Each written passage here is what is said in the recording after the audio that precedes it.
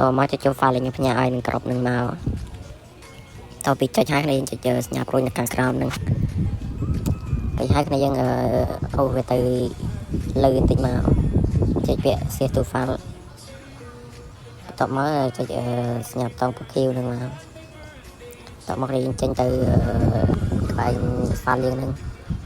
ហើយឃើញយើងចុចលើមកបកមកបតង preview ទៀត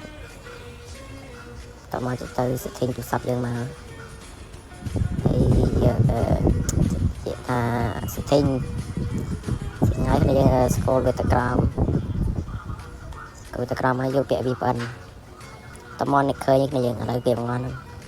ហើយចុចចូលវាមួយមកហើយចុចបតង preview ទៀតចុចដាក់លេខកូដទូរស័ព្ទអេក្រង់ទូរស័ព្ទយើងហ្នឹងតមកចុចបតង preview ទៀត